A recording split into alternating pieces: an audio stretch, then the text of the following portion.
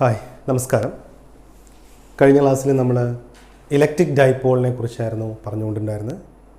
Electric dipole field along the axial line and along the equatorial line, ഇതായിരുന്നു കഴിഞ്ഞ ക്ലാസ്സിൽ നമ്മൾ പറഞ്ഞിട്ടുണ്ടായിരുന്നത്. ഇന്നതിൻ്റെ തുടർച്ചയായിട്ട് നമ്മൾ പറയാൻ പോകുന്നത് ഇലക്ട്രിക് ഡൈപോൾ ഒരു ഇലക്ട്രിക് ഫീൽഡിനകത്ത് വെച്ച് കഴിഞ്ഞാൽ എന്ത് ഇഫക്റ്റാണ് ഉണ്ടാകുന്നത്. അതിൽ ആദ്യം നമ്മൾ പറയുന്നത് what's happening when an electric dipole is placed in A uniform electric field. തുടർന്ന് മറ്റു കാര്യങ്ങൾ നമുക്ക് എക്സ്പ്ലെയിൻ ചെയ്യാം. അപ്പോൾ വീഡിയോയിലേക്ക് എല്ലാവർക്കും സ്വാഗതം. അപ്പോൾ നമുക്ക് ടോപ്പിക് സ്റ്റാർട്ട് ചെയ്യാം. നമ്മൾ പറയാൻ പോകുന്ന ടോപ്പിക് ഇതാണ്: what is the torque on a dipole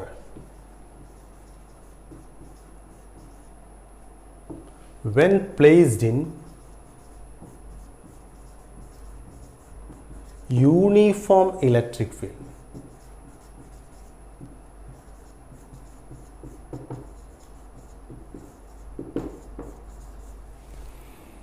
torque ഏതിന്മേൽ ആക്ട് ചെയ്യുന്ന ടോർക്ക്? ഡൈപോളിന്മേൽ. എപ്പോൾ? When placed in uniform electric field. ഇത് എക്സാംസിന് പല രീതിയിൽ ചോദിക്കാറുള്ളൊരു ക്വസ്റ്റ്യനാണ്. പ്രോബ്ലമായിട്ട് ഇന്ന് വരാറുണ്ട്, പിന്നെ ഇത് തന്നെ ഒരു ചെറിയ ഡെറിവേഷൻ പോലെ വരാറുണ്ട്.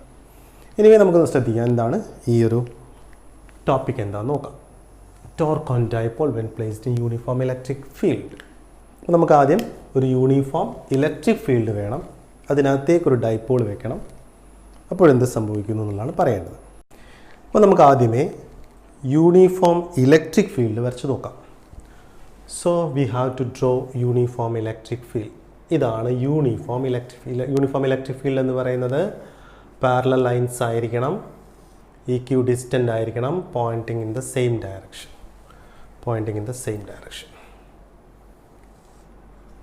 അപ്പോൾ ഇതാണ് നമ്മുടെ യൂണിഫോം ഇലക്ട്രിക് ഫീൽഡ് എന്ന് വിചാരിക്കാം.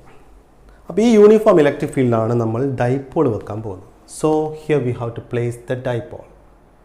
മൈനസ് ക്യൂ എന്ന് പറയുന്ന ചാർജ് എ എന്ന് പറയുന്ന പോയിന്റിലും പ്ലസ് ക്യൂ എന്ന് പറയുന്ന ചാർജ് ബി എന്ന് പറയുന്ന പോയിന്റിൽ നമ്മൾ പ്ലേസ് ചെയ്യുന്നു. ഈ ഡൈപോളിൻ്റെ ലെങ്ത് അഥവാ മൈനസ് ക്യൂ പ്ലസ് ചാർജിനിടയിലുള്ള ഡിസ്റ്റൻസ് 2a ആണ്. എങ്കിൽ നമുക്കറിയാം ഡൈപോൾ മൊമെൻ്റ് എന്ന് പറയുന്നത്, ഡൈപോൾ മൊമെൻ്റ് പി എന്ന് പറയുന്നത് 2aq ആയിരിക്കും. ഇങ്ങോട്ടായിരിക്കും ഡൈപോൾ മൊമെൻ്റ് ഡയറക്ഷൻ. ഇതാണ് ഡൈപോൾ മൊമെൻ്റ് ഡയറക്ഷൻ. ഇതാണ് ഇലക്ട്രിക് ഫീൽഡിൻ്റെ ഡയറക്ഷൻ. ഇതിൻ്റെ ഇടയിൽ ഒരു ആംഗിൾ ഇവിടെ കാണുന്നുണ്ട്. So theta is the angle between the dipole moment അല്ലെങ്കിൽ dipole and electric field. So here the dipole is placed at an angle theta with the direction of electric field. എന്ത് സംഭവിക്കും? നമുക്കറിയാം ഏതൊരു ചാർജ് ഇലക്ട്രിക് ഫീൽഡിൽ place ചെയ്ത് കഴിഞ്ഞാലും ആ ചാർജിന്മേൽ ഒരു ഫോഴ്സ് അനുഭവപ്പെടുന്നുണ്ട്. ഇവിടെ പ്ലസ് ക്യൂ എന്ന് പറയുന്ന ചാർജിന്മേൽ ഒരു ഫോഴ്സ് ഉണ്ട്, മൈനസ് ക്യൂ എന്ന് പറയുന്ന ചാർജിന്മേലും ഒരു ഫോഴ്സ് ഉണ്ട്. നമുക്ക് ആ രണ്ട് ഫോഴ്സ് ആദ്യമേ കണ്ടുപിടിക്കാം. എന്താണ് ഈ പ്ലസ് ക്യൂ ചാർജിന്മേലുള്ള ഫോഴ്സ്? ഞാനിവിടെ എഴുതാം. What is the force on plus q charge? ഫോഴ്സിന് F1 എന്ന് കൊടുക്കാം. F1 equals E into Q. E is equal to F by Q ആണ്, അതുകൊണ്ട് F is equal to E into Q. അതായത് എങ്ങോട്ടാണോ electric ഫീൽഡിൻ്റെ ഡയറക്ഷൻ അത് തന്നെയായിരിക്കും ഫോഴ്സിൻ്റെ ഡയറക്ഷൻ. So what's happening? ഇപ്പോൾ പ്ലസ് ക്യൂ എന്ന് പറയുന്ന ഈ ചാർജിന്മേലുള്ള ഫോഴ്സിൻ്റെ ഡയറക്ഷൻ ഇങ്ങോട്ടാണ്, റൈറ്റ് സൈഡ്. ഈ ഇലക്ട്രിക് ഫീൽഡിൻ്റെ ഡയറക്ഷൻ വലത്തേക്കാണ്. അതുകൊണ്ട് ഇതാണ് F1 എന്ന് പറയുന്ന, അത് ഈ ചാർജിനെ ഇങ്ങോട്ട് ഒരു ഫോഴ്സ് ആക്ട് ചെയ്യുന്നു. അതേസമയം എന്താണ് മൈനസ് ക്യൂ എന്ന് പറയുന്ന ചാർജിന്മേലുള്ള force? So what is the force on minus q charge? ഞാനതിനെ F2 എന്ന് കൊടുക്കാം. ചാർജ് മൈനസ് ക്യൂ ആയതുകൊണ്ട് ഈ ഇക്വേഷനിൽ ചേഞ്ച് വരും. ഇ ക്യൂ എന്നുള്ളത് മൈനസ് ഓഫ് ഇ ക്യൂ. ഇതിൻ്റെ അർത്ഥം എന്താ? ഇലക്ട്രിക് ഫീൽഡ് റൈറ്റിലേക്കാണെങ്കിൽ F2 എന്ന് പറയുന്ന ഫോഴ്സ് ലെഫ്റ്റിലേക്കാണ്. എന്ന് വെച്ചാൽ ഫോഴ്സ് ഇങ്ങോട്ടാണ്, ഈ ഫോഴ്സ് ഈ ഒരു ഡയറക്ഷനിലേക്കാണ് ഫോഴ്സ് ആക്ട് ചെയ്യുന്നത്. It is the direction of force F2. അപ്പോൾ ഈ ഡയറക്ഷൻ, ഈ ഫോഴ്സ് ആക്ട് ചെയ്യുന്നത് റൈറ്റിലേക്കാണെങ്കിൽ ഈ ഫോഴ്സ് ആക്ട് ചെയ്യുന്നത് ലെഫ്റ്റിലേക്കാണ്. രണ്ടും ഒരേ ഫോഴ്സാണ് മാഗ്നിറ്റ്യൂഡിൻ്റെ കാര്യത്തിൽ, പക്ഷേ ഡയറക്ഷൻ നേരെ ഓപ്പോസിറ്റ് ആയതുകൊണ്ട് what is a net force? Therefore net force, so net force എന്ന് പറയുന്നത് ഇതിൻ്റെ വെക്റ്റർ സം കാണാൻ നമുക്ക് F vector is equal to F1 vector plus F2 vector. ഇത് രണ്ടും ഒന്ന് പ്ലസ് ആണ്, ഒന്ന് മൈനസ് ആണ്. അപ്പോൾ ഇത് രണ്ടും കൂടി ആഡ് ചെയ്യുമ്പോൾ വെക്റ്റർ സം കാണുമ്പോൾ ഫോഴ്സ്, നെറ്റ് ഫോഴ്സ് ഈസ് 0. അപ്പോൾ നെറ്റ് ഫോഴ്സ് 0 ആണ്. ഇതൊരു ഇമ്പോർട്ടൻറ്റ് പോയിൻ്റ് ആണ്, അത് ഓർത്തിരിക്കണം. Net force acting on the dipole when placed in uniform electric field is 0. Okay, പക്ഷെ നെറ്റ് ഫോഴ്സ് 0 ആണെങ്കിൽ പോലും മറ്റൊരു കാര്യം ഇവിടെ നടക്കുന്നുണ്ട്. ഇവിടെ എന്താ സംഭവിക്കുന്നത് നോക്കൂ. ഇതിങ്ങനെയാണ് ഡൈപോൾ നിൽക്കുന്നത് എന്ന് വെച്ചാൽ ഈ ഒരു രീതിയിലാണ് ഡൈപോൾ നിൽക്കുന്നത്. ഇവിടെ പ്ലസ് ക്യൂ, ഇവിടെ മൈനസ് ക്യൂ. ഇവിടെ ഇങ്ങോട്ട് ഫോഴ്സ് കൊടുക്കുന്നു, ഇതിനെ ഫോഴ്സ് ഇങ്ങോട്ട് കൊടുക്കുന്നു. ഇത് വെച്ച് ഇതിനെ ഇങ്ങോട്ട് പിടിച്ച് വലിക്കുന്നു, ഇതിനെ ഇങ്ങോട്ട് പിടിച്ച് വലിക്കുന്നു. What's happening? So it will like this. എന്ന് വെച്ചാൽ ഇത് ഇങ്ങോട്ട് പിടിച്ച് വലിക്കുന്ന സമയത്ത് ഒരു റൊട്ടേഷണൽ ഇഫക്റ്റ് അവിടെ ഫോം ചെയ്യുന്നു.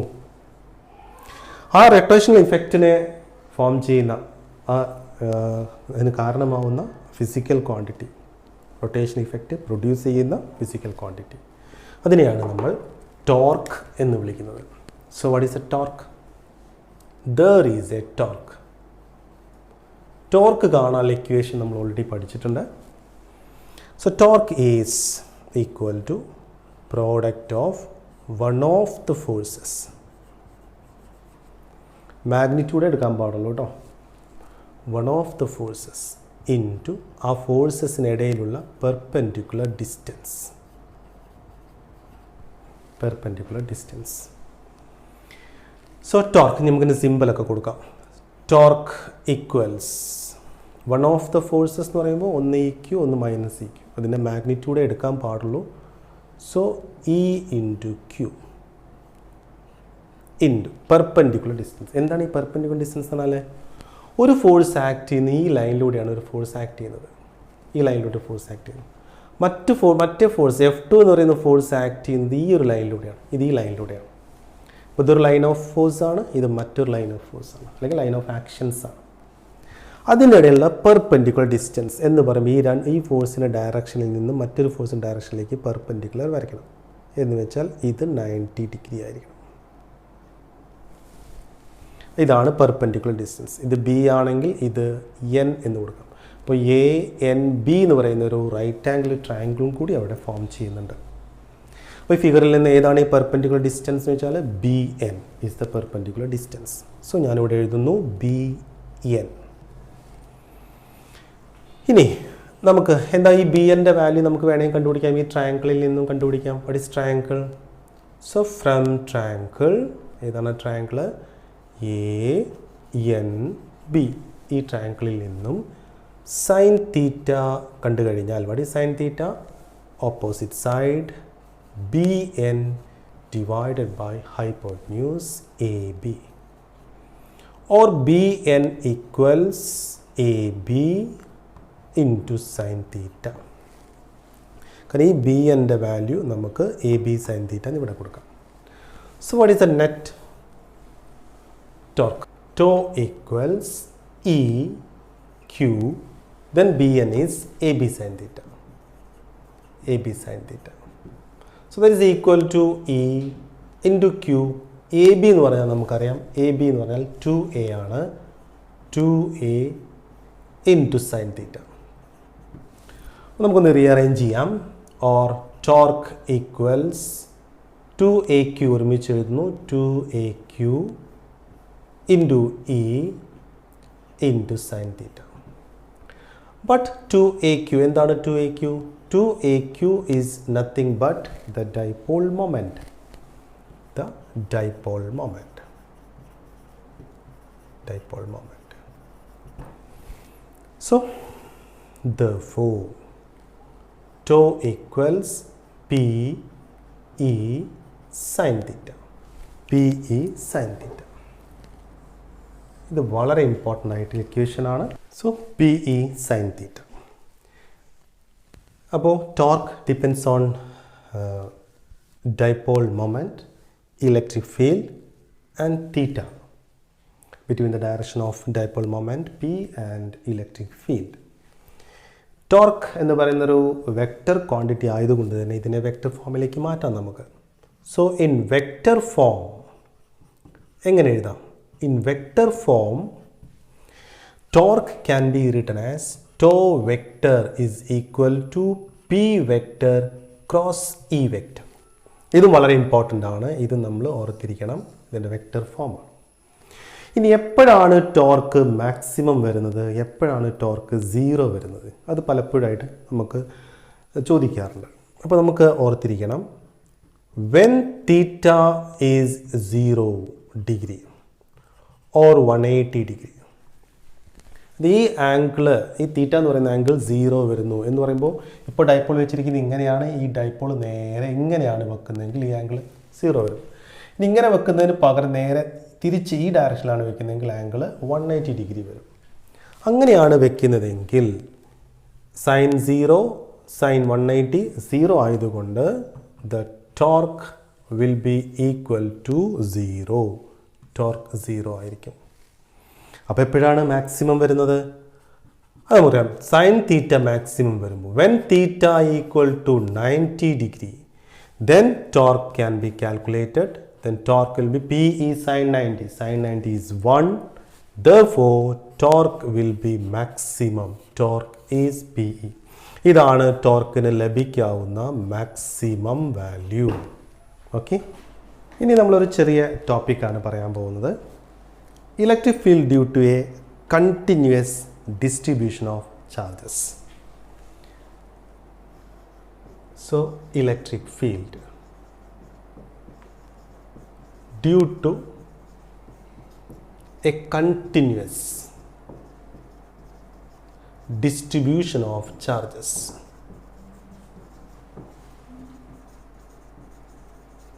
എന്താണ് ഇതുകൊണ്ട് ഉദ്ദേശിക്കുന്നത്? ഇതിൽ എന്താണ് ഉദ്ദേശിക്കുന്നത്? ഇപ്പോൾ ഒരു 3 ചാർജസ് ഇവിടെ ഉണ്ടെന്ന് വിചാരിക്കുക. Q1, Q2 and Q3. ഈ പോയിന്റിൽ ഇലക്ട്രിക് ഫീൽഡ് കാണാൻ ചോദിച്ചു കഴിഞ്ഞാൽ നമ്മൾ എന്താ സാധാരണ ചെയ്യാറുള്ളത്? Q1 കാരണമുള്ള ഇലക്ട്രിക് ഫീൽഡ് കാണും, ദാറ്റ് ഈസ് E1. Q2 കാരണമുള്ള ഇലക്ട്രിക് ഫീൽഡ് E2. Q3 കാരണമുള്ള ഇലക്ട്രിക് ഫീൽഡ് E3. ഇതിൻ്റെ എല്ലാം വെക്റ്റർ സം കണ്ടു കഴിഞ്ഞാൽ E equals E1 plus E2 plus E3. Net electric field. Super position principle പ്രകാരം ഈ പോയിന്റിലെ നെറ്റ് ഇലക്ട്രിക് ഫീൽഡ് കാണാൻ നമുക്ക് ജസ്റ്റ് ഇതേപോലെ വെക്റ്റർ സം കണ്ടാൽ മതി. പക്ഷെ ഇതേപോലെ ഇത്രയും ഗ്യാപ്പിലൊന്നും അല്ല ചാർജസ് ഉള്ളത്, ഒരുപാട് ചാർജസ് ഉണ്ട്. ഇപ്പോൾ ഈ കണ്ടക്ടർ ആണെങ്കിൽ ഇതിനകത്ത് ചാർജസ് വളരെ അടുത്തടുത്താണ് ചാർജസ് ഡിസ്ട്രിബ്യൂട്ട് ചെയ്തിരിക്കുന്നത്. വളരെ അടുത്തടുത്തായിട്ട് ധാരാളം ചാർജസ് ഡിസ്ട്രിബ്യൂട്ട് ചെയ്യുന്ന സാഹചര്യത്തിലാണ് നമ്മളതിനെ കണ്ടിന്യൂസ് ഡിസ്ട്രിബ്യൂഷൻ ഓഫ് ചാർജസ് എന്ന് വിളിക്കുന്നത്. ഏതെല്ലാം രീതിയിൽ കണ്ടിന്യൂസ് ഡിസ്ട്രിബ്യൂഷൻ ഓഫ് ചാർജസ് ഉണ്ടായിരിക്കാം, ഏതെല്ലാം രീതിയിൽ ഒരു കണ്ടക്ടറിനകത്ത് ചാർജസ് ഡിസ്ട്രിബ്യൂട്ട് ചെയ്യാം? 3 കേസസ് പറയാം. 3 കേസസ് ഏതൊക്കെയാണ്? ആദ്യം പറയുന്ന case electric field due to a linear charge distribution.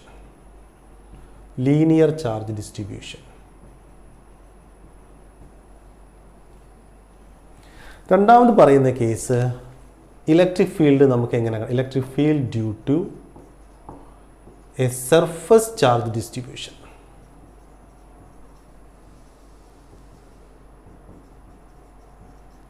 Electric field due to a surface charge distribution. മൂന്നാമത്തെ കേസ് പറയുന്നത് electric field due to a volume charge distribution.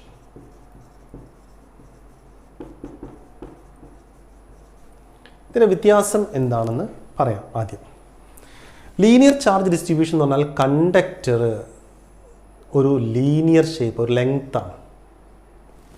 Straight കണ്ടക്ടറിനകത്ത് ഇതിനകത്താണ് charges distribute ചെയ്തിരിക്കുന്നത്. അതെങ്ങനെയാണ് distribute ചെയ്തിരിക്കുന്നത്? വളരെ അടുത്തടുത്ത് ചാർജസ് ഒരേപോലെ continuous ആയിട്ട് ചാർജസ് ഡിസ്ട്രിബ്യൂട്ട് ചെയ്തിരിക്കുന്നു. ഇങ്ങനെ വരുമ്പോഴാണ് നമ്മളതിനെ ലീനിയർ ചാർജ് ഡിസ്ട്രിബ്യൂഷനായിട്ട് കൺസിഡർ ചെയ്യുന്നത്. എന്നാൽ ഇവിടെ സർഫസ് ചാർജ് ഡിസ്ട്രിബ്യൂഷൻ എന്ന് പറയുമ്പോൾ ഒരു പ്ലെയിൻ ഏരിയ ആണ്, ഒരു സർഫസ് ആണ്. റെഗുലർ ഷേപ്പ് ആവാം, അല്ലാതിരിക്കാം. ഇതൊരു പ്ലെയിൻ ഏരിയ ആണ്. ഈ ഏരിയക്കകത്താണ് ചാർജസ് ഒരേപോലെ ഡിസ്ട്രിബ്യൂട്ട് ചെയ്തിരിക്കുന്നത്. കണ്ടിന്യൂസ് ആയിട്ട് വളരെ അടുത്തടുത്ത് ചാർജസ് ഡിസ്ട്രിബ്യൂട്ട് ചെയ്തിരിക്കുന്നു. അങ്ങനെ വരുമ്പോഴാണ് നമ്മളതിനെ സർഫസ് ചാർജ് ഡിസ്ട്രിബ്യൂഷൻ എന്ന് വിളിക്കുന്നത്. ഇതിലെ വ്യത്യാസം എന്താണ്? ഇതിനകത്ത് ഇലക്ട്രിക് ഫീൽഡ്, ഇത് വോളിയം ചാർജ് ഡിസ്ട്രിബ്യൂഷൻ എന്ന് പറയുമ്പോൾ 3 ഡയമെൻഷനിലാണ്. 3 ഡയമെൻഷനിലാണത് എന്ന് വെച്ചാൽ ഒരു വോളിയമാണ്. ഈ വോളിയത്തിനകത്ത് ഇതേപോലെ ചാർജസ് ഡിസ്ട്രിബ്യൂട്ട് ചെയ്തിരിക്കുന്നു. ഒരേപോലെ കണ്ടിന്യൂസ് ആയിട്ട് വളരെ അടുത്തടുത്ത് ചാർജസ് ഡിസ്ട്രിബ്യൂട്ട് ചെയ്തിരിക്കുന്നു. ഇത്തരം സാഹചര്യങ്ങളിൽ നമുക്ക് എങ്ങനെ ഇലക്ട്രിക് ഫീൽഡ് കണ്ടുപിടിക്കാം എന്നുള്ളതാണ് അറിയേണ്ടത്. ഇവിടെ നമ്മൾ എന്ത് ചെയ്യണം? ഇപ്പോൾ ഫോർ എക്സാമ്പിൾ നമുക്ക് ഇവിടെയുള്ള ഇലക്ട്രിക് ഫീൽഡാണ് കണ്ടുപിടിക്കേണ്ടത്. എന്ന് പറയുന്ന ഇലക്ട്രിക് ഫീൽഡ് കണ്ടുപിടിക്കണം. ഏത്? ഈ ലീനിയർ ചാർജ് ഡിസ്ട്രിബ്യൂഷൻ കാരണമുള്ള ഇലക്ട്രിക് ഫീൽഡ് കണ്ടുപിടിക്കണം.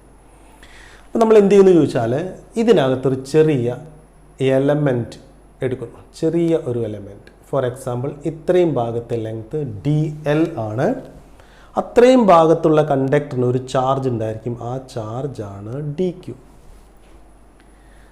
എന്നിട്ട് ഈ ഒരു DQ എന്ന് പറയുന്ന ഇത്രയും ഭാഗത്തുള്ള ചാർജ് കാരണം ഇവിടെയുള്ള ഇലക്ട്രിക് ഫീൽഡ് ആദ്യം കണ്ടുപിടിക്കുന്നു. ഇപ്പോൾ ഫോർ എക്സാമ്പിൾ ഈ എലമെൻറ്റിൽ നിന്നും ഇങ്ങോട്ടുള്ള ഡിസ്റ്റൻസ് R ആണെങ്കിൽ ഈ പോയിന്റിൽ ഈ എലമെൻറ്റ് DQ എന്ന് പറയുന്ന ഈ ചാർജ് കാരണമുള്ള ഇലക്ട്രിക് ഫീൽഡ് കണ്ടുപിടിക്കുന്നു. സോ ആ ഇലക്ട്രിക് ഫീൽഡിനെ ഞാൻ DE എന്ന് കൊടുക്കുന്നു. എന്തുകൊണ്ടാണ് DE എന്ന് കൊടുക്കുന്നത് വെച്ചാൽ ഈ മൊത്തം കണ്ടക്ടർ കാരണം ഇലക്ട്രിക് ഫീൽഡ് ആയിട്ടില്ല. ഈ ഒരു ചെറിയ ഭാഗത്തുള്ള ചാർജ് കാരണമുള്ള ഇലക്ട്രിക് ഫീൽഡ് ആയതുകൊണ്ടാണ് DE എന്ന് കൊടുക്കുന്നത്. അപ്പോൾ എന്താ ഇക്വേഷൻ വരിക? 1/4πε0 ഇൻറ്റു DQ. അത്രയും ഭാഗത്തെ ചാർജ് DQ ആണ്. ഈ ഡിസ്റ്റൻസ് R ആയതുകൊണ്ട് R². പിന്നെ നമുക്ക് ഡയറക്ഷൻ അടക്കം കണ്ടുപിടിക്കാൻ വേണ്ടിയിട്ട് യൂണിറ്റ് വെക്ടർ എന്ന് പറയുന്ന R∩ ഉപയോഗിക്കാം. അങ്ങനെയാണെങ്കിൽ എന്തായിരിക്കും? ഈ പോയിന്റിലുള്ള ഇതേപോലുള്ള ഒരുപാട് എലമെൻറ്റ്, DL എന്ന് പറയുന്ന എലമെൻറ്റുകൾ ഒരുപാടുണ്ട്. അങ്ങനെയുള്ള എല്ലാ എലമെൻറ്റുകളും കൂടി ആഡ് ചെയ്തിട്ടാണ് ഇത്രയും വലിയൊരു കണ്ടക്ടർ ഫോം ചെയ്തിരിക്കുന്നത്. അപ്പോൾ ഈ ഒരു ചെറിയ എലമെൻറ്റ് കാരണമുള്ള ഇലക്ട്രിക് ഫീൽഡ് DE ആണെങ്കിൽ ഈ മൊത്തം എലമെൻറ്റ് കാരണം, മൊത്തം കണ്ടക്ടർ കാരണം ഇലക്ട്രിക് ഫീൽഡ് കിട്ടാൻ വേണ്ടിയിട്ട് മാത്തമെറ്റിക്കലി നമുക്ക് ഇൻ്റഗ്രേറ്റ് ചെയ്യാം. So what is A total electric field? So the net electric field, so net electric field E equals integral of DE. ഇതേപോലെ തന്നെയാണ് ഈ കേസിലും നമുക്ക് കണ്ടുപിടിക്കാൻ പറ്റുക. ഇപ്പോൾ ഇതിനകത്തൊരു സർഫസിലാണ് ചാർജ് ഡിസ്ട്രിബ്യൂട്ട് ചെയ്തിരിക്കുന്നത്. ഈ സർഫസിൽ ചാർജ് ഡിസ്ട്രിബ്യൂട്ട് ചെയ്യുമ്പോൾ ഇതിൻ്റെ മൊത്തം ഏരിയയെ നമുക്ക് ചെറിയ ചെറിയ ഏരിയകളാക്കി മാറ്റാം. ഇത് ചെറിയൊരു ഏരിയയാണ്. ആ ഏരിയയാണ് DS എന്ന് പറയുന്ന ഏരിയ. അത്രയും ഭാഗത്തുള്ള ആ ഏരിയക്കകത്തുള്ള ചാർജാണ് DQ. അപ്പോൾ നമ്മുടെ ഉദ്ദേശം ഈ ചെറിയ എലമെൻ്റൽ ഏരിയ കാരണം R ഡിസ്റ്റൻസ് അകലെയുള്ള ഈ പോയിന്റിലെ ഇലക്ട്രിക് ഫീൽഡ് കണ്ടുപിടിക്കുക. അപ്പോൾ നമ്മൾ ആദ്യം ചെയ്യേണ്ടത് ഈ ഏരിയ കാരണം, ഈ ഒരു ചെറിയ ഏരിയ കാരണം ഇവിടെയുള്ള ഇലക്ട്രിക് ഫീൽഡ് എത്രയാണെന്ന് കണ്ടുപിടിച്ച് കഴിഞ്ഞാൽ ഈ മൊത്തം ഏരിയ കാരണം ഇവിടെയുള്ള ഇലക്ട്രിക് ഫീൽഡ് കണ്ടുപിടിക്കാം. ആദ്യം ഈ ഒരു ചെറിയ എലമെൻറ്റ് കാരണം ഇവിടെ ഉണ്ടാകുന്ന ഇലക്ട്രിക് ഫീൽഡാണ് DE. അപ്പോൾ എന്താ DE എന്ന് ചോദിച്ചാൽ പറയാം, DE is the electric field at this point P due to a small elemental area DS. So that is equal to 1/4πε0 into DQ by R². ഇതേപോലെ തന്നെ അതിൻ്റെ വെക്റ്റർ സൈനും കിട്ടും R∩. അങ്ങനെയാണെങ്കിൽ ഇതേപോലെ ഒരുപാട് എലമെൻ്റൽ ഏരിയകൾ ഇങ്ങനെ കൂടി ചേർന്നാണ് ഈ ഒരു വലിയ ഏരിയ ഫോം ചെയ്തിരിക്കുന്നത്. സോ നെറ്റ് ഇലക്ട്രിക് ഫീൽഡ് എങ്ങനെ കിട്ടും? So the net electric field is equal to ഈ DE എന്ന് പറയുന്ന ഈ ഒരു ചെറിയ ഇലക്ട്രിക് ഫീൽഡിനെ നമുക്ക് ഇൻ്റഗ്രേറ്റ് ചെയ്യണം. Integral of DE. അപ്പോൾ ഇവിടെ ടോട്ടൽ ഇലക്ട്രിക് ഫീൽഡ് കാണാൻ വേണ്ടി ആദ്യം എന്ത് ചെയ്തു? ചെറിയൊരു ഏരിയ എടുത്തു. അവിടെ ചെറിയൊരു ലെങ്ത്താണ് എടുത്തത്. അങ്ങനെയാണെങ്കിൽ ഇവിടെ എന്താവും എടുക്കേണ്ടി വരിക? സ്വാഭാവികമായിട്ടും നമ്മൾ ഈ ഒരു മൊത്തം വോളിയം ചാർജ് ഡിസ്ട്രിബ്യൂഷൻ കാരണം ഇവിടെയുള്ള ഇലക്ട്രിക് ഫീൽഡ് കാണാൻ വേണ്ടി എടുക്കേണ്ടത് ഇതിനകത്തൊരു വോളിയമാണ്. ഒരു വോളിയം നമ്മൾ എടുക്കണം. ഇതൊരു വോളിയമാണ്. ആ വോളിയത്തിനകത്ത് ധാരാളം ചാർജസ് ഡിസ്ട്രിബ്യൂട്ട് ചെയ്തിരിക്കുന്നു. ഈ വോളിയമാണ് ഡി വി എന്ന് പറയുന്ന വോളിയം. അപ്പോൾ ഈ വോളിയത്തിനകത്തുള്ള ചാർജാണ് ഡി ക്യു. അപ്പോൾ ഈ എലമെൻ്റ് കാരണം ഇവിടെ ഉണ്ടാവുന്ന ഇലക്ട്രിക് ഫീൽഡ് നമ്മൾ ആദ്യം കണ്ടുപിടിക്കുന്നു. ഏത്? ഈ ഒരു ചെറിയ വോളിയം കാരണം, ഈ ഒരു ചെറിയ വോളിയം, എലമെൻ്റൽ വോളിയം കാരണം ഇവിടെയുള്ള ഇലക്ട്രിക് ഫീൽഡ് കണ്ടുപിടിക്കുന്നു. ആ ഇലക്ട്രിക് ഫീൽഡാണ് ഡി ഇ എങ്കിൽ D is equal to 1/4πε0 into അതേ equation D Q by R square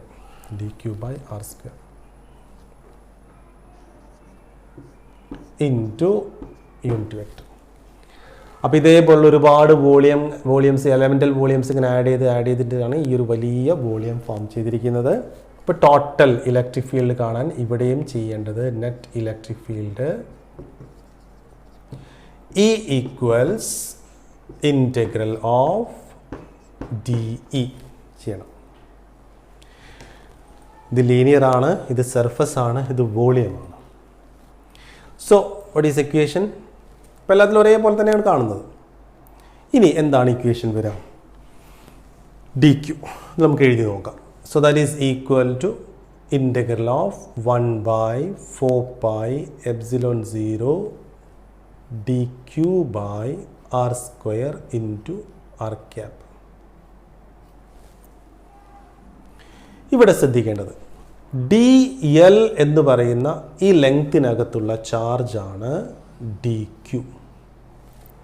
അതായത് ഡി എൽ എന്ന് പറയുന്ന ലെങ്ത്തിനകത്തുള്ള ചാർജ് ഡി ക്യു ആണെങ്കിൽ ഒരു യൂണിറ്റ് ലെങ്ത്തിനകത്തുള്ള ചാർജ് എന്തായിരിക്കും? അതായത് d Q by d L എന്ന് പറയുന്നത് എന്തായിരിക്കും? അതിനെ നമ്മൾ ഒരു ക്വാണ്ടിറ്റി കൊണ്ട് റെപ്രസെൻ്റ് ചെയ്യുന്നു. That is lambda. എന്താണ് lambda? Lambda is the linear charge density. അതിൻ്റെ യൂണിറ്റ് എന്തായിരിക്കും? യൂണിറ്റ് ഇതിവിടെ കൊളൂംബാണ്, ഇത് മീറ്റർ ആണ്. അപ്പോൾ ലാംഡയുടെ യൂണിറ്റ് കൊളൂംബ് പെർ മീറ്റർ. അപ്പോൾ എന്തായിരിക്കും ഡി ക്യു വരിക? So D Q equals lambda into ഇതിനെ ഇങ്ങോട്ട് മൾട്ടിപ്ലൈ ചെയ്യാം ഇൻറ്റു ഡി എൽ. സോ സ്വാഭാവികമായിട്ട് ഡി ക്യുവിന് പകരം നമുക്ക് ലാംഡ ഡി എൽ വെച്ച് റീപ്ലേസ് ചെയ്യാം. So what is e? So e equals integral, ആദ്യം ഈ ഇൻറ്റഗ്രൽ നമ്മൾ ഇടാൻ മറക്കരുത്. ഇൻറ്റഗ്രൽ ഓഫ് 1/4πε0 ഇൻറ്റു ഡി ക്യുവിന് പകരം lambda d l divided by R square into R cap. അതേസമയം ഇനി ഇവിടെ ശ്രദ്ധിക്കേണ്ടത്, ഇവിടെ ഡി എസ് എന്ന് പറയുന്ന ഏരിയക്കകത്തുള്ള ചാർജാണ് ഡി ക്യു. എങ്കിൽ ഒരു യൂണിറ്റ് ഏരിയക്കകത്തുള്ള ചാർജ് എന്തായിരിക്കും എന്ന് വെച്ചാൽ d q divided by D s എന്തായിരിക്കും? അതിനെ നമ്മൾ റെപ്രസെൻ്റ് ചെയ്യുന്ന ലെറ്റർ സിംബൽ സിഗ്മ എന്നാണ്. ഇതിനെ നമ്മൾ വിളിക്കുന്നു സർഫസ് ചാർജ് ഡെൻസിറ്റി. ഇതിൻ്റെ യൂണിറ്റ് എന്തായിരിക്കും? സിഗ്മയുടെ യൂണിറ്റ് എന്തായിരിക്കും? D Q by D S അല്ലെ. ഡി ക്യു എന്ന് പറഞ്ഞാൽ ചാർജ്, ഡി എസ് എന്ന് പറഞ്ഞാൽ area. Coulomb per metre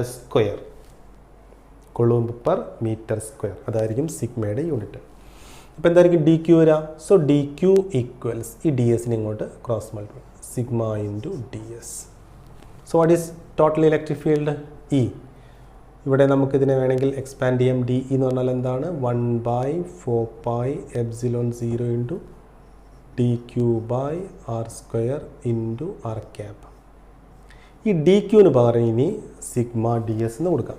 so electric field is equal to integral of 1/4πε0 into D ക്യുവിന് പകരം sigma D S divided by R square into R cap. ഇതാണ് surface charge ഡിസ്ട്രിബ്യൂഷൻ്റെ കേസിൽ total electric field കാണാനുള്ള method. അങ്ങനെയാണെങ്കിൽ ഇവിടെ എന്തായിരിക്കും ഡിഫറൻസ്? ഇതേപോലെ പറയാവുന്ന കാര്യമുള്ളൂ. സോ ഹിയർ ഡി വി എന്ന് പറയുന്ന ഈ ഒരു യൂണിറ്റ് വോളിയത്തിൽ, ഈ ഡി വി എന്ന് പറയുന്ന ഒരു വോളിയത്തിനകത്തുള്ള ചാർജാണ് ഡി ക്യു. എങ്കിൽ charge per unit volume d Q by d v പിന്നെ ഞാൻ റോ എന്ന് കൊടുക്കുന്നു. അതിന് നമ്മൾ വിളിക്കുന്ന പേര് the volume charge density. The volume charge density എന്തായിരിക്കും? വോളിയം ചാർജ് ഡെൻസിറ്റിയുടെ യൂണിറ്റ് എന്തായിരിക്കും? ചാർജ് ബൈ വോളിയം ആയതുകൊണ്ട് കൊളോംബ് പെർ മീറ്റർ ക്യൂബ് എന്നായിരിക്കും വരിക. So what is d q? So d q equal to rho into d v. അപ്പോൾ ഈ electric field എന്തായിരിക്കും വരിക? ഇലക്ട്രിക് ഫീൽഡ് ഇതിനെ നമ്മൾ ഇൻ്റഗ്രേറ്റ് ചെയ്തത് നമുക്ക് എന്തായിരിക്കും കിട്ടുക? So electric field E is equal to integral of 1/4πε0 D എന്ന് പറഞ്ഞാൽ ഇതല്ലേ, D Q by R square into R cap. ഇതായിരുന്നു ഇക്വേഷൻ. ഈ ഡി ക്യൂന് പകരം നമുക്കിനി റോ ഡി വി എന്ന് കൊടുക്കാം. So 1/4πε0 into rho D V divided by R square into R cap. ഇതാണ് വോളിയം ചാർജ് ഡിസ്ട്രിബ്യൂഷനിൽ ടോട്ടൽ ഇലക്ട്രിക് ഫീൽഡ് കാണാനുള്ള മെത്തേഡ്. അപ്പോൾ ഇതിനകത്ത് ഓർത്തിരിക്കേണ്ട കാര്യം, linear charge density lambda equal to d Q by d l, surface charge density sigma equal to d Q by D s and volume charge density rho equal to d Q by d v. അപ്പോൾ ഇതാണ് electric field due to a continuous distribution of charges. Okay, ഇനി അടുത്ത section നമ്മൾ പറയാൻ പോകുന്നത് Gauss theorem or Gauss's theorem. വളരെ important ആയ സെക്ഷനാണ് Gauss theorem.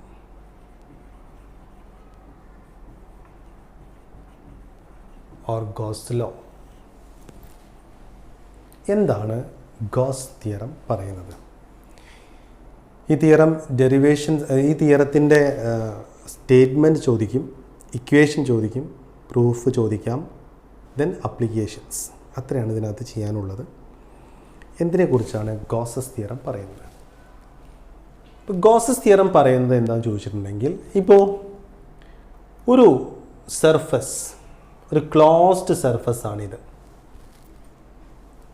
May be sphere ആയിരിക്കാം, സിലിണ്ടറിക്കലായിരിക്കാം, ക്യൂബിക്കലായിരിക്കാം.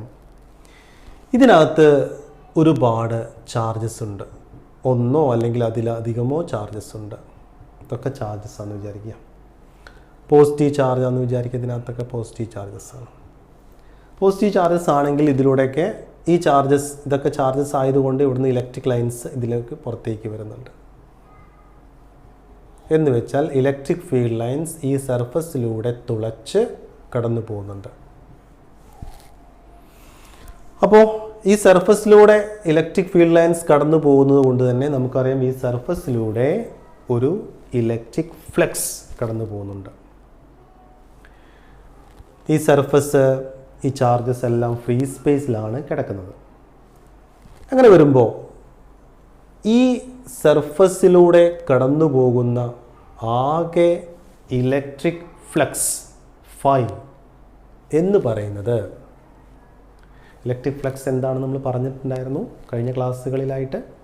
ഒരു സർഫസിലൂടെ നോർമലായിട്ട് കടന്നു പോകുന്ന ലൈൻസ് ഓഫ് ഫോഴ്സിൻ്റെ എണ്ണത്തെ സൂചിപ്പിക്കുന്നു ഫ്ലക്സ്. അപ്പോൾ ഈ സർഫസിലൂടെ നോർമലായിട്ട് കടന്നു പോകുന്ന ഇലക്ട്രിക് ലൈൻസ് അഥവാ ഈ സർഫസിലൂടെ കടന്നു പോകുന്ന ഇലക്ട്രിക് ഫ്ലക്സ്, ഈ തിയറം പ്രകാരം കിട്ടുന്നതിന് വേണ്ടി എന്ത് ചെയ്യണം? ഈ സർഫസിലുള്ള ടോട്ടൽ ഫ്ലക്സ് കിട്ടാൻ വേണ്ടി നമ്മൾ ചെയ്യണം 1/ε0A. ε0 എന്താണെന്ന് നിങ്ങൾക്കറിയാം, it's the permittivity of free space. അതിനാണ് പറയുന്നത് ഈ സർഫസ് ചാർജ് ഒക്കെ എവിടെയാണ്? ഫ്രീ സ്പേസിലായിരിക്കണം വെച്ചിരിക്കുന്നത്. അപ്പോൾ ഈ ടോട്ടൽ ഫ്ലക്സ് കിട്ടാൻ 1/ε0A എന്തുകൊണ്ട് മൾട്ടിപ്ലൈ ചെയ്യണം? ഇതിനകത്തുള്ള, ഈ സർഫസിനകത്തുള്ള ആകെ ചാർജ് കൊണ്ട് മൾട്ടിപ്ലൈ ചെയ്യണം. ഫോർ എക്സാമ്പിൾ, ഇതിനകത്ത് Q1, Q2, Q3 അങ്ങനെ ധാരാളം ചാർജസ് ഉണ്ടെങ്കിൽ ടോട്ടൽ ചാർജ് കാണണമെങ്കിൽ സിഗ്മ QI ചെയ്യണം. എന്ന് വെച്ചാൽ Q equal to Q1 plus Q2 plus Q3 plus ചെയ്യണം. So it is the Gauss's theorem. So what is Gauss's theorem says?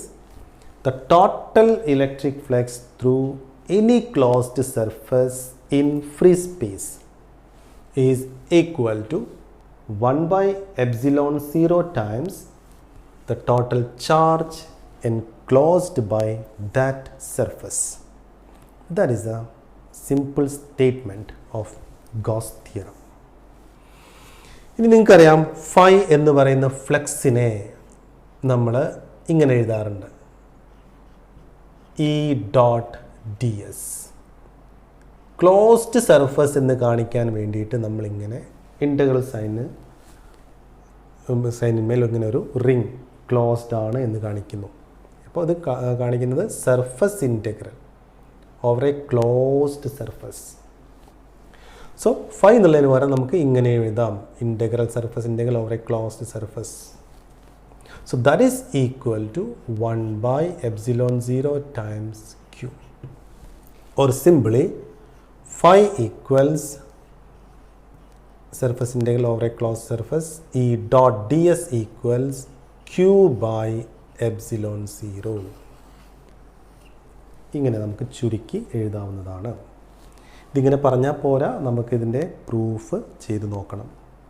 So again Gauss theorem says that the surface integral of electric field over a closed surface or the total electric flux through a closed surface is equal to 1 by epsilon 0 times the total charge enclosed by that surface. Okay.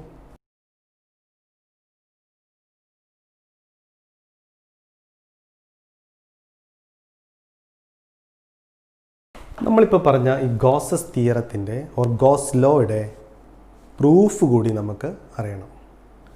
അപ്പോൾ നമ്മൾ ഇനി പറയാൻ പോകുന്നത് goes തിയറത്തിൻ്റെ പ്രൂഫാണ് പറയാൻ പോകുന്നത്.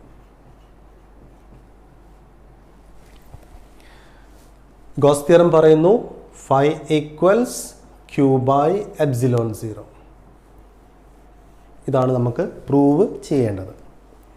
പ്രൂഫിന് വേണ്ടി നമ്മൾ എടുക്കാൻ പോകുന്നത് ഒരു സ്ഫെറിക്കലായിട്ടുള്ളൊരു സ്ഫെറിക്കലായിട്ടുള്ളൊരു സർഫസ് ആണ് നമ്മൾ എടുക്കാൻ പോകുന്നത്. Is a spherical surface having radius r radius ഉള്ളൊരു സ്ഫെറിക്കൽ സർഫസ് എടുക്കുന്നു. Is an imaginary surface. ആ സർഫസിൻ്റെ കറക്റ്റ് സെൻറ്ററിലായിട്ട് ഒരു ചാർജ് പ്ലേസ് ചെയ്തിരിക്കുന്നു വിചാരിക്കാം. For example a charge q, അല്ലെങ്കിൽ ഒരു ഡിസ്ട്രിബ്യൂഷൻ ഓഫ് ചാർജസ് ആയിരിക്കാം. എനിവേ ടോട്ടൽ ചാർജാണ് ക്യൂ എന്ന് പറയുന്നത്. അതിൻ്റെ സെൻറ്ററിൽ ലൊക്കേറ്റ് ചെയ്തിരിക്കുന്നു. നമുക്കറിയാം ഈ ചാർജ് കാരണം ഇവിടെ ഉണ്ടാകുന്ന ഇലക്ട്രിക് ഫീൽഡ് ഇ എന്ന് പറയുന്ന ഇലക്ട്രിക് ഫീൽഡാണ്. So what is the electric field? So the electric field നമുക്ക് എഴുതാം, ദ ഇലക്ട്രിക് ഫീൽഡ്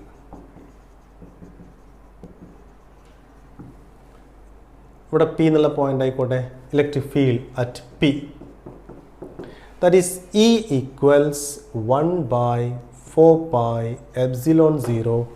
ഈ ചാർജ് ക്യൂ ആണ്. ക്യൂ ഡിവൈഡഡ് ബൈ ഇവിടുന്ന് ഇങ്ങോട്ടുള്ള ഡിസ്റ്റൻസ് ആർ ആണ്, ആർ സ്ക്വയർ.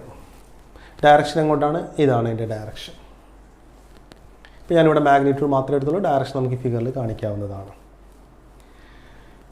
ഇനി ശ്രദ്ധിക്കുക, ഇങ്ങനെയൊരു ലൈൻസ് മാത്രമല്ല ഉണ്ടാവുക, ധാരാളം ലൈൻസ് ഇതേപോലെ ഇങ്ങോട്ട് പോകും. പോസിറ്റീവ് ചാർജാണ്, അതേപോലെ എല്ലായിടത്തേക്കും ലൈൻസ് പോകുന്നുണ്ട്. റേഡിയലി ഔട്ട്വേർഡ്സ് എന്ന് വേണമെങ്കിൽ പറയാം. അപ്പോൾ ഇതൊക്കെ ഈ സർഫസിലൂടെ കടന്നു പോകുന്ന ലൈൻസാണ്. അപ്പോൾ ഈ സർഫസിൽ എവിടെ എടുത്തു കഴിഞ്ഞാൽ, ഈ പോയിന്റിൽ എവിടെ എടുത്തു കഴിഞ്ഞാൽ ഇലക്ട്രിക് ഫീൽഡിൻ്റെ വാല്യൂ ഈ പറയുന്ന വാല്യൂ ആണ്. കാരണം ക്യൂ സെൻട്രലാണ്, ഇവിടുന്ന് ഇങ്ങോട്ടുള്ള ഡിസ്റ്റൻസ്, ഇവിടുന്ന് ഇങ്ങോട്ടുള്ള ഡിസ്റ്റൻസ്, ഇവിടുന്ന് ഇങ്ങോട്ടുള്ള ഡിസ്റ്റൻസ് ഒക്കെ സെയിം ആണ്. ഇനി അടുത്ത് നമുക്ക് ഫ്ലെക്സ് കാണാം. എവിടെയുള്ള ഫ്ലെക്സ് കാണാം? ഈ പി എന്ന് പറയുന്ന പോയിന്റിന് ചുറ്റും ഒരു ചെറിയ എലമെൻ്റൽ ഏരിയ എടുക്കുന്നു. ഈ ഒരു ഏരിയ എടുക്കുന്നു. ആ ഏരിയയാണ് ഡി എസ്. ആ ഏരിയയുടെ ഡയറക്ഷൻ നോക്കുമ്പോൾ ആ ഡി എസ് എന്ന് പറയുന്ന ഏരിയയുടെ ഡയറക്ഷനും ഇലക്ട്രിക് ഫീൽഡ് അതേ ഡയറക്ഷൻ തന്നെയാണ്. അപ്പോൾ പി എന്ന് പറയുന്ന പോയിന്റിന് ചുറ്റും ഡി എസ് എന്നുള്ളൊരു ഏരിയ എടുത്തു കഴിഞ്ഞാൽ ആ ഡി എസ് എന്ന് പറയുന്ന ഏരിയയുടെ ഡയറക്ഷനും ആ പോയിന്റിലൂടെ കടന്നു പോകുന്ന ഇലക്ട്രിക് ഫീൽഡിൻ്റെ ഡയറക്ഷനും സെയിം ഡയറക്ഷനാണ്. അപ്പോൾ ഈ ഒരു ഏരിയക്കകത്തുള്ള ഫ്ലക്സ് നമുക്ക് കണ്ടു നോക്കാം. What is the electric flux? What is the electric flux? Through area D S. നമുക്കെങ്ങനെ എഴുതാം? ഒരു ചെറിയ ഏരിയയിലൂടെയുള്ള ഫ്ലെക്സ് ആയതുകൊണ്ട് ഞാൻ അതിനെ d5 എന്ന് കൊടുക്കുന്നു. ഫ്ലെക്സ് കാണാനുള്ള ഇക്വേഷൻ നമ്മൾ പഠിച്ചിട്ടുണ്ട്, ഇ ഡോട്ട് ഡി എസ്. ഇതിനെ എക്സ്പാൻഡ് ചെയ്താൽ e into D s into cos. ഏത് ആംഗിൾ കൊടുക്കണം? ഇലക്ട്രിക് ഫീൽഡിനും ഡി എസിനും ഇടയിലുള്ള ആംഗിളാണ് ഇവിടെ കൊടുക്കേണ്ടത്. ഇവിടെ ഇലക്ട്രിക് ഫീൽഡിൻ്റെ ഡയറക്ഷനും ഡി എസിൻ്റെ ഡയറക്ഷനും സെയിം ആയതുകൊണ്ട് ഈ രണ്ടിനും ഇടയിലുള്ള ആംഗിൾ എന്ന് പറയുന്നത് 0 ആണ്. So cos 0. നിങ്ങൾക്കറിയാം കോസ് 0യുടെ വാല്യൂ 1 ആണ്. So equation is e into D s. അപ്പോൾ ഈ ഡോട്ട് ഡി എസ് എന്നുള്ളത് ഇ ഇൻറ്റു ഡി എസ് എന്ന് കിട്ടി. അതായത് ഇപ്പോൾ നമ്മൾ ഈ ഒരു ചെറിയ ഏരിയക്കകത്തുള്ള ഫ്ലെക്സേ കണ്ടിട്ടുള്ളൂ. അങ്ങനെയാണെങ്കിൽ ഈ ഇമാജിനറി സ്ഫെറിക്കൽ സർഫസിലൂടെയുള്ള മൊത്തം ഫ്ലെക്സ് നമുക്ക് കാണാം. Therefore, total flux, total electric flux. Total electric flux കാണാൻ phi is equal to integral of d phi. ഈ സ്ഫിയർ ആയതുകൊണ്ട് ഒരു ക്ലോസ്ഡ് സർഫസ് ആണ്, അതുകൊണ്ട് ക്ലോസ്ഡ് എന്ന് കാണിക്കാൻ ഇൻറ്റഗ്രൽ സൈനിന് ചുറ്റും ഒരു ക്ലോസ്ഡ് പാത്തിൻ്റെ ചിഹ്നം ഇട്ടു. So integral of D phi. D ഫൈയുടെ ഇക്വേഷൻ എന്താ? ഡി ഫൈ എന്ന് പറഞ്ഞാൽ E into T S. Electric field നമുക്കറിയാം, ഈ സർഫസിൽ എവിടെ ഇലക്ട്രിക് ഫീൽഡിൻ്റെ വാല്യൂ സെയിം ആണ്, അതുകൊണ്ട് ഇയെ പുറത്തേക്ക് എടുക്കാം. E into surface integral of D S. ഇയുടെ വാല്യൂ നമുക്കറിയാം, ഇതാണ് ഇയുടെ വാല്യൂ. ഇനി ഇൻറ്റഗ്രൽ ഓഫ് ഡി എസ് ആണ് നമുക്കറിയേണ്ടത്. എന്താണ് ഇൻറ്റഗ്രൽ ഓഫ് ഡി എസ് എന്ന് പറഞ്ഞാൽ? Integral of D S. D s എന്നുള്ളത് ഈ സർഫസിലെ ചെറിയൊരു ഏരിയയാണ്. അപ്പോൾ അതിന് ഇൻറ്റഗ്രേറ്റ് ചെയ്താൽ നമുക്ക് ഈ സ്ഫിയറിൻ്റെ മൊത്തം ഏരിയ കിട്ടും. എന്താ മൊത്തം area? 4 pi r square is the total area of the spherical surface. So therefore phi equals യുടെ വാല്യൂ കൊടുക്കാം 1 by 4 pi epsilon 0 into q by r square. ഇത് യുടെ വാല്യൂ ആണ്. ഇനി ഇൻറ്റഗ്രൽ ഓഫ് ഡി എസിൻ്റെ value 4 pi r square. Cancel ചെയ്യാനുള്ള ടേമുകളെല്ലാം cancel ചെയ്യാം. So that is phi equals 4 pi r square cancel ചെയ്ത് പോകും. So q by epsilon 0. So the total electric flux is equal to 1 by epsilon 0 times the total charge enclosed by that surface. ഇതേ law തന്നെ നമുക്കിവിടെ കിട്ടിയിരിക്കുന്നു. So hence the proof. ഇതാണ് Gauss's തിയറത്തിൻ്റെ proof. അപ്പോൾ ഇത്രയുമാണ് ഇന്നത്തെ ക്ലാസ്സിൽ നമ്മൾ ഉൾപ്പെടുത്തിയിരിക്കുന്നത്. അപ്പോൾ അടുത്ത ക്ലാസ്സിൽ നമ്മൾ ഇനി പറയുന്നത് ഇതിൻ്റെ അപ്ലിക്കേഷൻസ് ആയിരിക്കും. അതോടൊപ്പം നമുക്ക് ഏതാനും പ്രോബ്ലംസും കൂടി ചെയ്യണം. അപ്പോൾ ഇതും ഇത്രയും കാര്യങ്ങൾ നന്നായിട്ട് വ്യൂ ചെയ്യുക, മനസ്സിലാക്കുക, അതിനുശേഷം നോട്ട് ഡൗൺ ചെയ്യുക. Okay, thank you.